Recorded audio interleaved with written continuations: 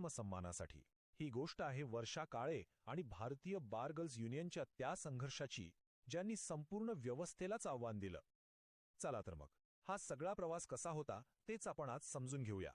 जरा विचार करा, सरकार एक निर्णय घेतं आणि हजारो लाखो लोकांची रोजीरोटी एका रात्रीत नाहीशी होते। काय होईल अशा वेळी?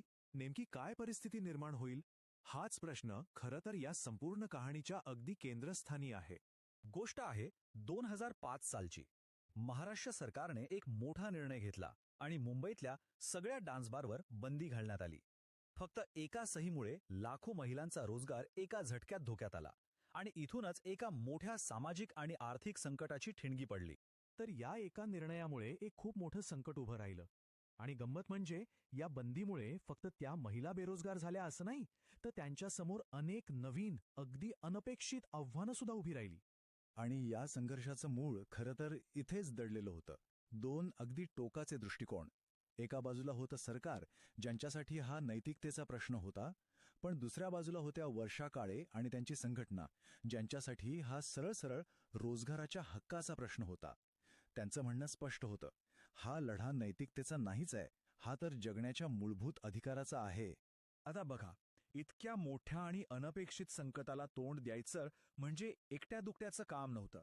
त्यासाठी गरज होती एका संघटित शक्तीची, आणि याच गरजेतून पुढे आली एक युनियन। आणि याच परिस्थितीतून पुढे आल्या वर्षा काळे आणि त्यांनी स्थापना केली भारतीय बार गर्ल्स युनियनची। त्यांचा उद्देश अगदी स्पष्ट होता, या सगळ्या विखुरलेल्या, दुर्लक्षित महिलांना एकत्र आणायचं आणि त्यांच्या हक्कांसाठी, त्यांच्या रोजगारासाठी आणि हो, सगळ्यात महत्त्वाचं, त्यांच्या सन्मानासाठी एकजुटीने लढा द्यायचा। ही युनियन म्हणजे फक्त एक संघटना नव्हती, तर ती एक आधारस्तंभ बनली।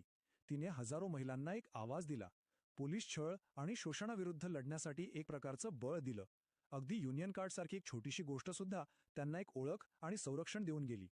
आणि या सगळ्याच्या मुळाशी होता तोच मुद्दा, रोजगाराच्या हक्कासाठीचा कायदेशीर आणि सामाजिक लढा। आता हा जो संघर्ष होता तो काही फक्त रस्त्यावरचा नव्हता, हा लढा थेट देशाच्या सर्वोच्च न्यायालयापर्यंत जाऊन पोचला। आणि ही एक खूप लांब आणि तितकीच आव्हानात्मक कायदेशीर लढाई ठरली। आणि हा कायदेशीर प्रवास किती लांब चालला असेल?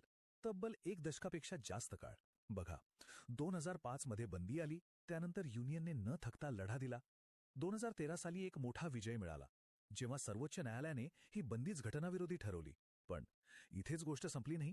सरकारने पुन्हा नवीन जाचक नियम आणले आणि मग शेवटी 2019 मध्ये कोर्टाने पुन्हा एकदा या महिलांच्या नृत्याच्या अधिकारावर शिक्कामोर्तब केला। बरं, या सगळ्यात युनियनचा मुख्य कायदेशीर युक्तिवाद काय होता?